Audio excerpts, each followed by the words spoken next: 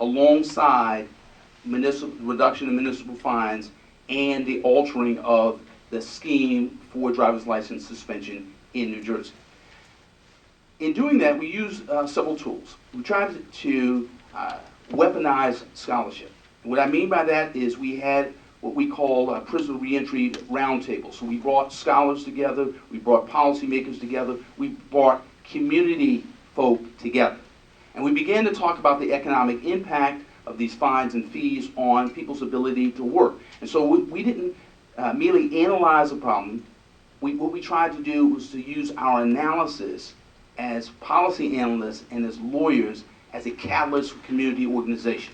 So in other words, it's not merely issuing the white paper, not merely completing the brief, but popularizing the brief, popularizing the analysis so that you have people on the street who are talking about the economic impact of bad policy on their lives. So in other words, when folk in synagogue and temple and in church are saying the same things that are said in a think tank, you know you're beginning to win.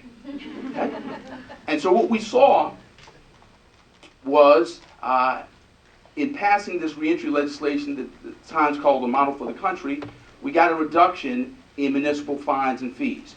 We had it written into the law that municipal fines and fees could be adjusted downward, that you could a court can devise payment plans, or that you could pay your fines and fees with community service. Okay? That was key, but we tied it to prisoner reentry. Right? So in other words, just as Professor Edelman talked about, the denial of public benefits, food stamps, general assistance, going back years, we had a number of states who opted to basically punish people with more poverty as a consequence of crime. Our argument to them was, look at the amount of money New York is saving across the line and how much money we're losing in New Jersey. So in other words, we made a legislative analysis, we made an economic analysis, and of course we made the moral case as well. And so built into the legislation was an altering of the municipal fines and fee structure, as well as an adjustment with respect to driver's license suspension. Now, in the state of New Jersey, the argument that we heard was, look, we can't tamper with the revenue stream. We have compassion. We feel for your people. But we bonded the revenue. Right? We had to make the case that if you're not getting any money, right, some money is better than no money. And so we were able to get this legislation passed. Lesson number 2 here is that it is important to, as I like to have it, you need a policy Bible and a moral Bible. The moral Bible is a set of moral precepts that you can organize around. In other words, being very clear that the people you represent, that you stand beside and stand with, are in fact citizens of the state. They are in fact people who have innate worth and dignity. The religious people call it the imago Dei. That is being created in the image of God. The same animating principle in the Enlightenment, same animating principle in the Declaration of Independence, the same animating principle in the moral philosophy of Dr. King. But critically important in terms of organization, getting people to appreciate that they have worth and value and as a consequence, moral agency. That is to say, if people feel important, they feel like they have dignity, they feel like they have worth, they can then assume we have moral agency and we can in fact have an impact. So in other words, legislation that takes other people 10 and 20 years to do, we can do quickly, right? Because you are in power. You need, if you will, moral text, a set of moral principles that you literally remind the people of over and over again. You need a policy Bible. Again, going back to the earlier point of a set of data that everybody agrees to, everybody believes in, because you're repeating it incessantly. 2 examples. Diva Padgett, who was a professor here at the Kennedy School, formerly in Princeton.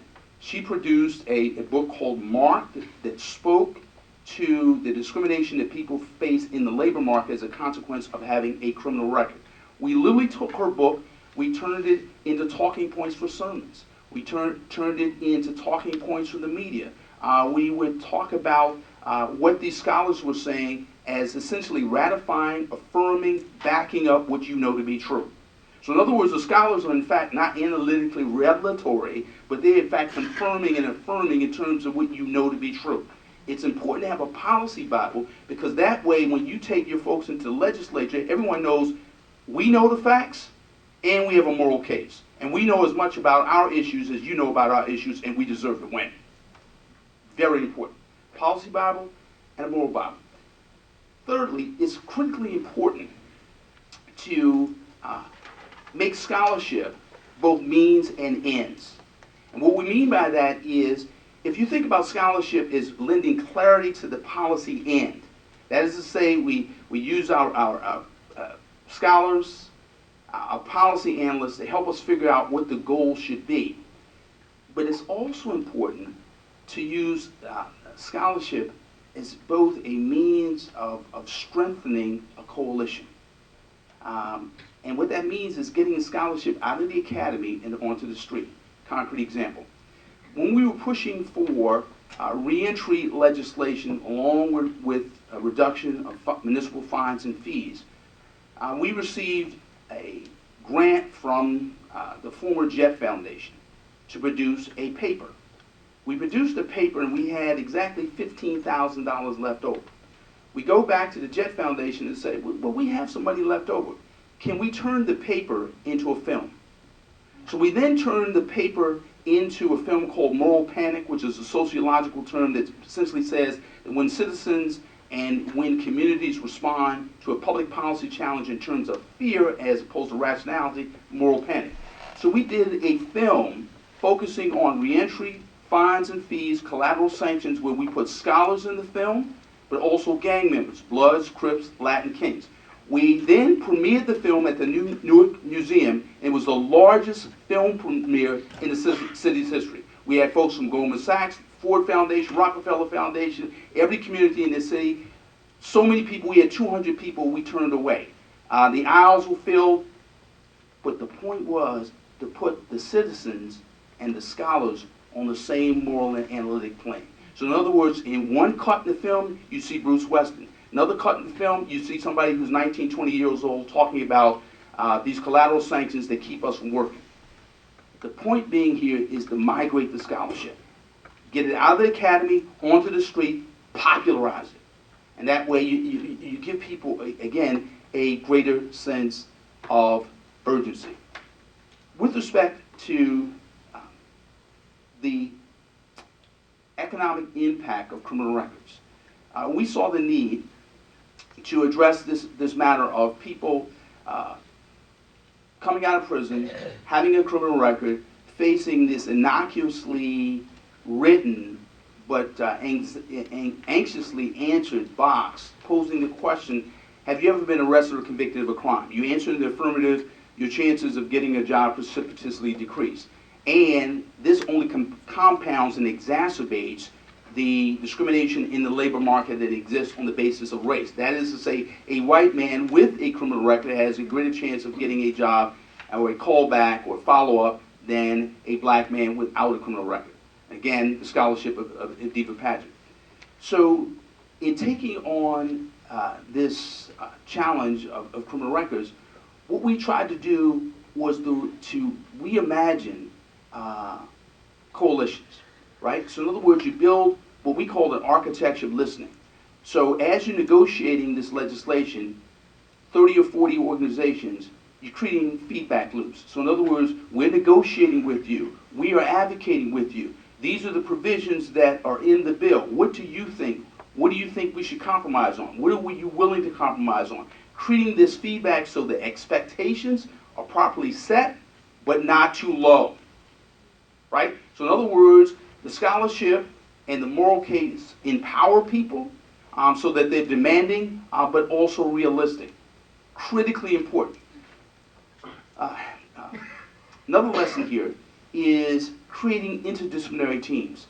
So that is to say, where you have legislation addressing the criminalization of poverty, whether it be collateral sanctions, municipal fines, driver's license restoration, it's critically important to have teams of policy analysts, lawyers, clergy, Like, you got to be very clear about the moral frame. In other words, if you don't have a moral argument, the challenge then becomes when the economics don't really look good for you. And here's what I mean. We know if the recidivism rate goes down, essentially you save more money. But the problem is that should be the case, but the short-term savings may not may not outweigh the short-term investment. So if the reentry bill that we introduced, we got a price tag of about $10 million. We got it down to $6 million, but we couldn't prove that we were going to be able to produce a $6 million savings immediately. Here's what happened. The reduction in the prison population in New Jersey went down by about 9.4%, 30% since the year 2000, the greatest drop in the country. Now, we ended up winning on the backside, but what really helped us on the front side was, again, making the moral case. Let me give you an example. A scholar by the name of Alfred Blumstein wrote a book called wrote a study called the Redemption Study, which essentially says that at a certain point, number of years out, a person who's convicted of a crime is no more likely to commit another crime than anybody else in the labor market if they go a certain period of time crime-free. We organized a group of imams, rabbis, and ministers, and we asked them the question, what does redemption look like in your respective religious traditions? This is what sociology says. What does this look like in theological or ethical terms? Those Episcopalians, Pentecostals, Baptists, Methodists, the Jewish Federation all said, in our tradition, redemption looks like a second chance. We're going to lobby and advocate on behalf of the bill. Again, putting together diverse coalitions. Last point here is it's important to create momentum, movement momentum, which is to say, I don't care how desperate, how bad the situation is, if you have to engage in something just short of lying to yourself, you always tell the people, we're going to win.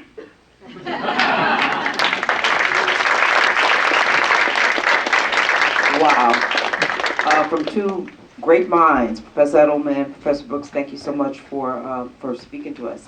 We do have some time for questions, a few minutes before we break into the individual sessions. So does anyone have a question for either of the gentlemen? Okay. Good afternoon. Thanks for being here with us. I'm curious as to what your take on Wednesday's Supreme Court ruling in Timms v. Indiana and how that's going to change a lot of what we've talked about today, or if it is. Well, I think we don't know yet. Those who don't know, our U.S. Constitution has an Eighth Amendment, which it's had for as many long, and the brilliant Supreme Court just found out and figured out 9-0 that it should also apply to the states, just like it did about guns, by the way, Second Amendment and so on. So they figured as long as they would do that, they'll do this, or the other way around. So the language in the Eighth Amendment and now goes through the 14th Amendment, and therefore it applies on the states and local governments, it talks about excessive fines and excessive bail. So we will see. Our hope, obviously, that is what we're talking about here. It's excessive. I mean, you and I might be able to pay $100 or something like that. But somebody who has no money, it's an excessive fine. And excessive bail, same thing. And so I think what we'll have is one way or another litigation that tests that out. So it was a good day. We don't have too many good days at the Supreme Court. But it's going to take a second day. We'll see how that goes. Any other question?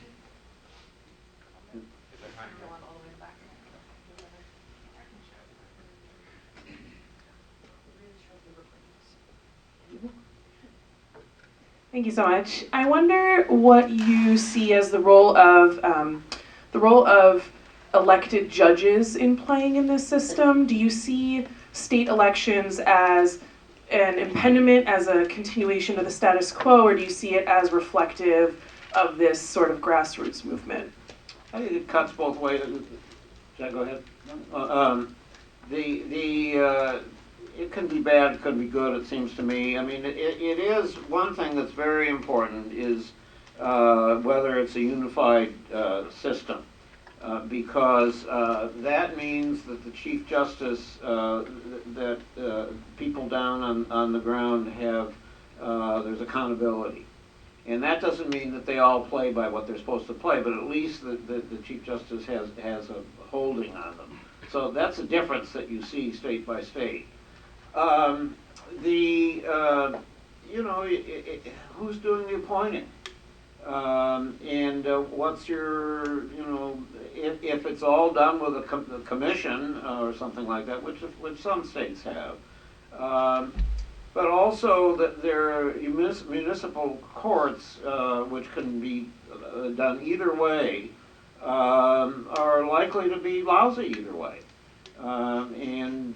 Part of, if you're talking about being elected, well, is there a machine there? They get the get on the ballot through the political machine. That's not much better. I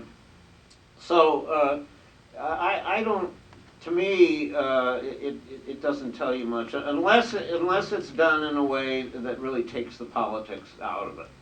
But the municipal judges, as I started to say, they're state after state. These are people who aren't lawyers at all. They're a lawyer on something else. They don't know anything about it, some of them just don't care, and some of them are just mean. So it's a lot of other things, I think, that go into it. Now, let me tell you how it works in a good way. One of the great bail stories that we have is in Houston, Texas, where the wonderful Alec Karakatsanis, who's a graduate of our law school here, civil rights group, and others, by the way, with pro bono big law firms on it with them. So they sued, and Ann Rosenthal, who's the federal judge down there, who's quite wonderful, goes with them, and she writes a 193-page opinion. And included in there, it said, she says, she reports that people get a hearing from somebody typically for 3 minutes.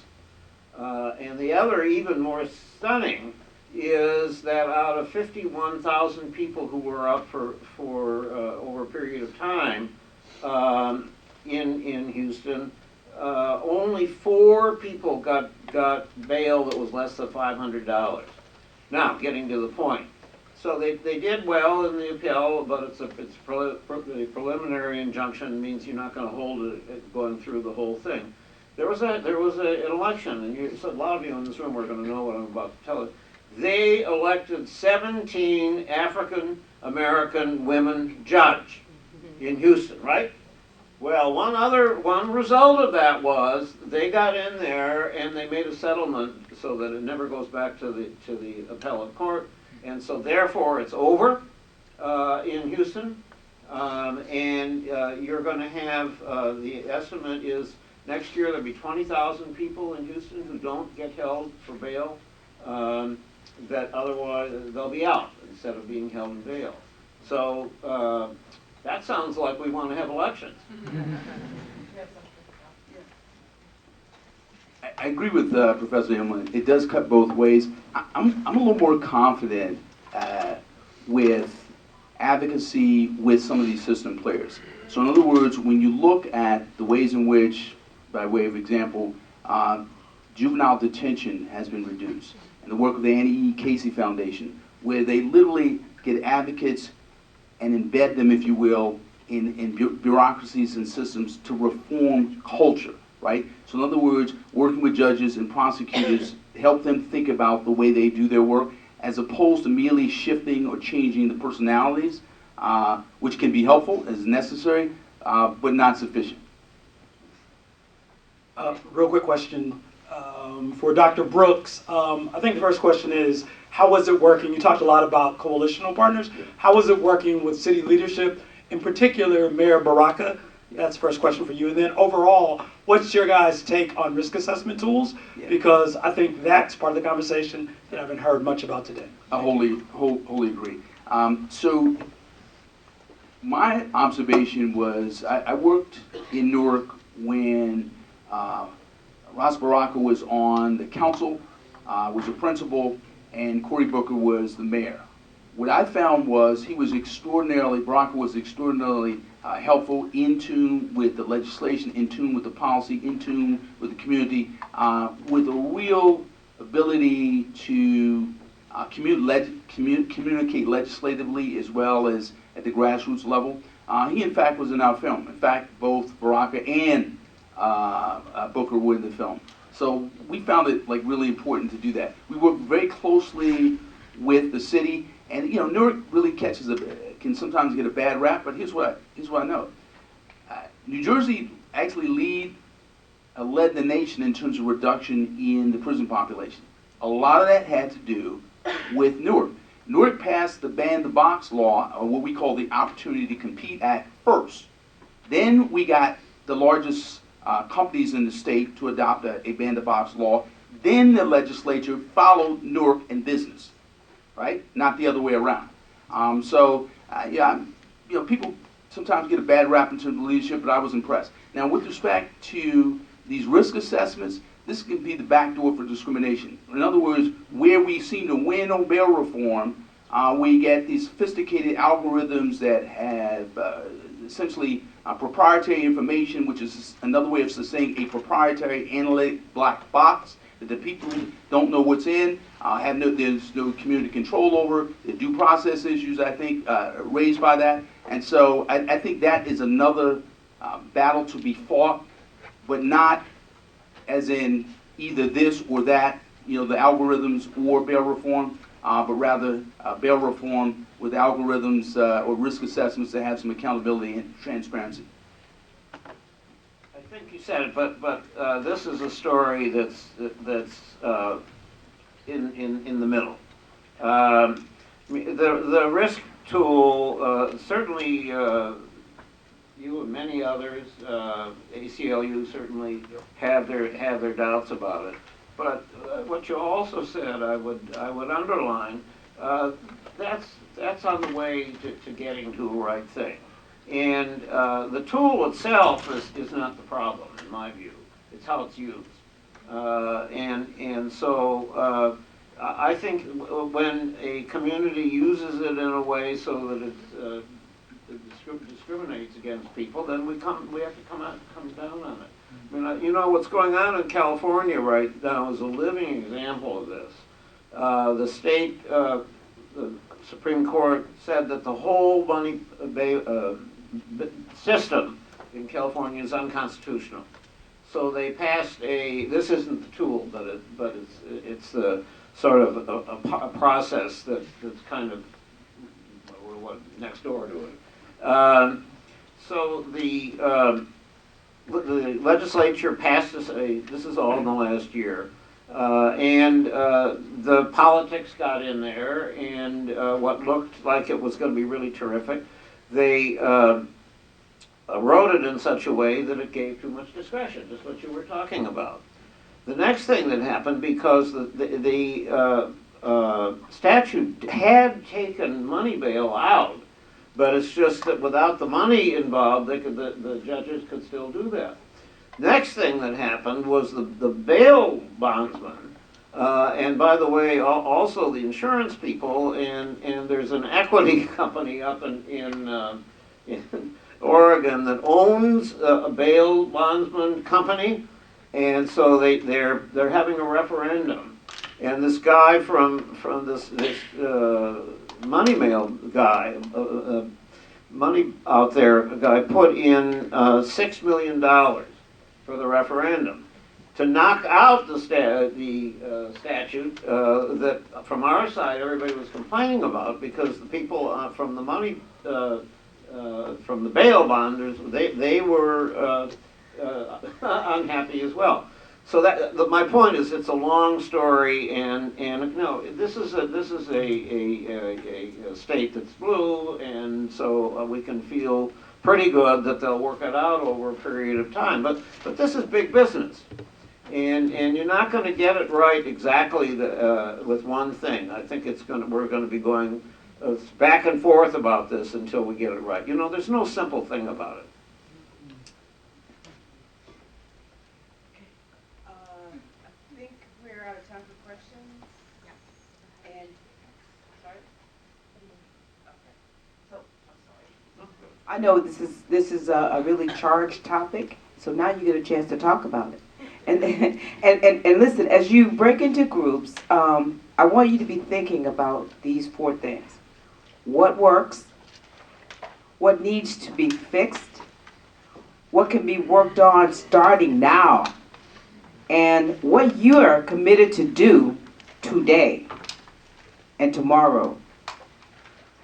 So the topics are school to prison pipeline over here with Felix, and police, race relations. He's also got both of those topics. Mass incarceration and First Step Act, DeMarquin? It's somewhere over there. Yeah. Collateral sanctions, expungement and ban the box, Amy, over here. Redemptive second chance policies, Iwe, here. I will have alternate solutions to the judicial systems, somewhere in that, right over there. And also I'll be talking about privatization of prisons, something I despise. Bail reform and money bail, Ash, up there. And fines, fees, and driver's license suspensions, and calling 911 could lose you your housing. And that's with Helen. Okay, so let's take a minute. If you're not in the place that you want to be, move around, switch places, and then we'll reconvene where you'll have some solutions. Hello, everybody. I know it's hard, but we're out of time. So I'd like everybody to get back together, and I want all the facilitators to choose somebody, or you can do it yourself, and talk about 3 things, and we'll go around the room and talk about 3 things that either you learned or actions that you're going to take. Okay? Ready? Let's go. Move, move, move.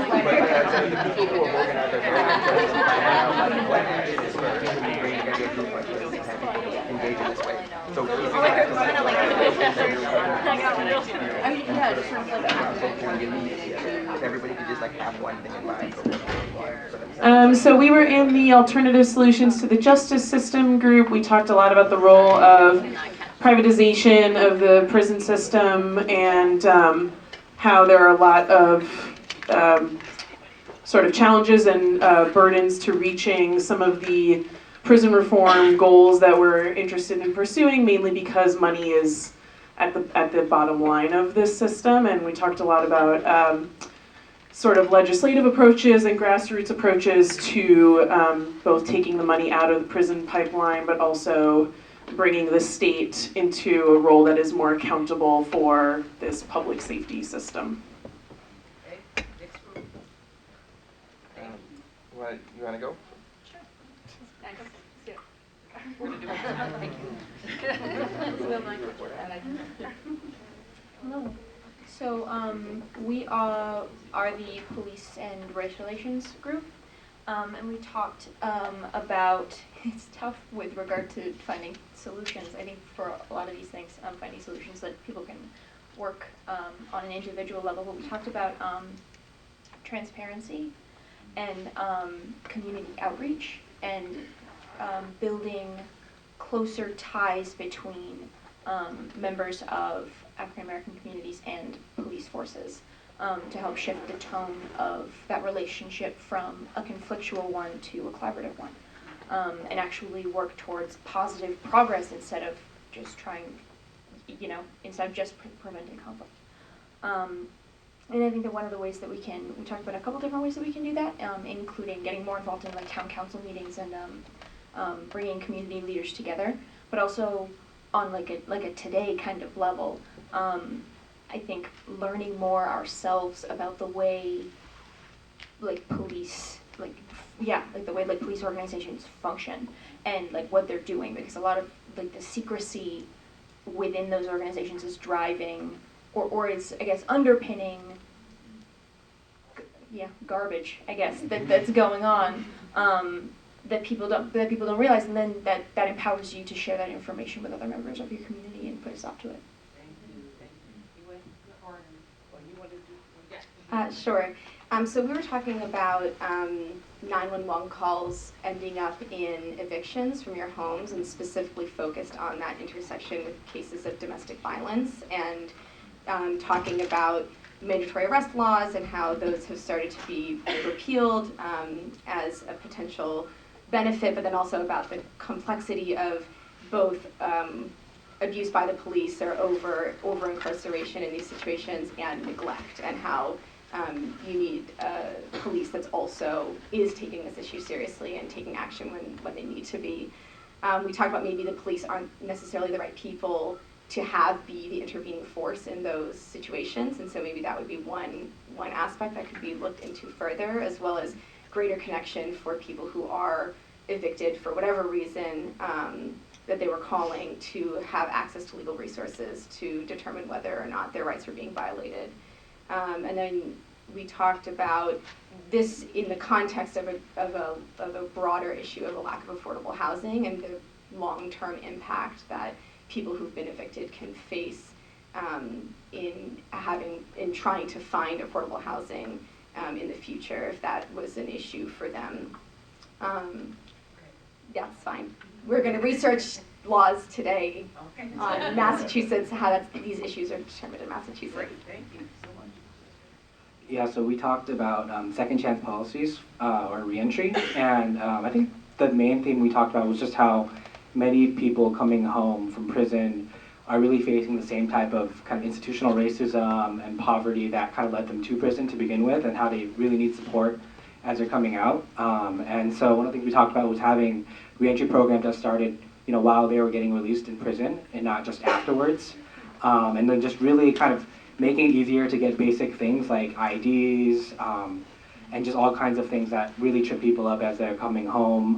Kind of changing hiring cultures in communities to get employers to be more sophisticated about CORI and not just sort of blanket,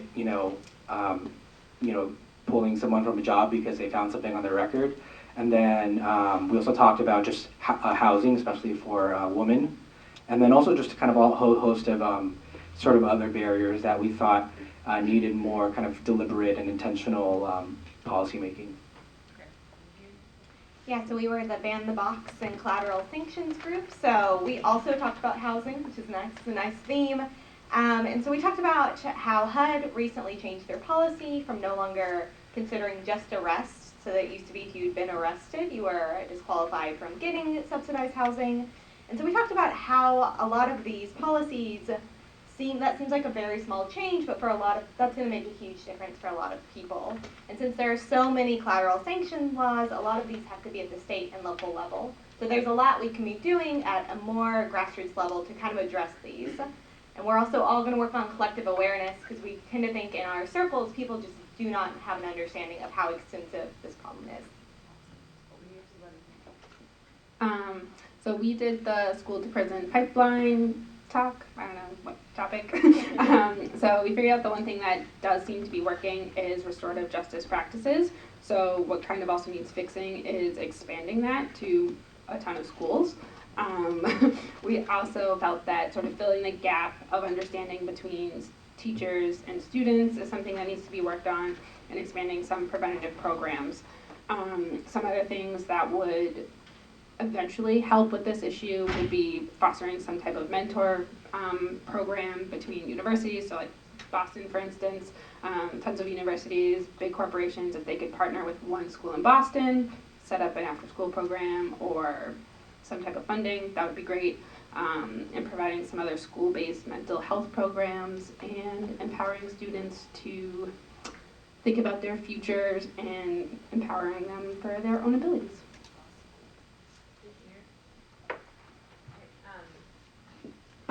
So we talked about the criminalization of mental illness, and first about kind of the state of the problem, because a lot of people just are not really aware of it. So just, generally, like, there's 4 times as many people in prisons and jails with mental illness as there are in our general population. And it's been a huge shift that we've seen in recent years with deinstitutionalization in the 60s and 70s, so we have a lot less state psychiatric services and facilities than we used to. So we talked about, pushing for reforms in the general healthcare system, because it's all connected, right? Healthcare and criminal justice, and and just we were trying to raise our awareness, confront our own biases, and figure out what some of the best practices are, so that we can really learn how to implement transformative change. Did I miss anyone? Okay. Can you pass the mic over? We were the Money Bail Group, and something we talked about was the inadequacy of existing alternatives. So looking at private probation and risk assessment tools and the various critiques that have been raised, and maybe connecting the conversation to the reduction in mass incarceration, and getting more conservative support for that can actually mean funneling more people into private probation and monitoring in their homes and communities for private profit. And so making sure that efforts toward prison abolition don't result in more funneling to private probation system. And also wondering how people's incomes are determined. How in practice are you measuring whether someone would qualify as an indigent dependent to be diverted? Anybody else? You guys are amazing. Thank you. Give yourselves a hand. And thank you for the facilitators who helped make this great. So we're running out of time, but I really want to give our presenters the last word. So if you can, just wrap up how you have taken today and what you'd like to say closing out. I'll just say briefly, I am just so encouraged and inspired by the comments I've heard around the room. I just wish I knew all of you 10 years ago. Well, I could just say ditto, and we heard this morning one of my favorite words, which is organize. Somebody said at the beginning that each of you individually should figure out, and that's not quite right. You need to find other people, and then you put together something that gets more people. So if each of us does something only ourselves, that's not going to be the best way to do it. Give these gentlemen a hand. Thank you guys for coming. Really, I wish we had more time to talk, but thanks a lot. Enjoy the rest of the conference. Wait, can I take a photo with you?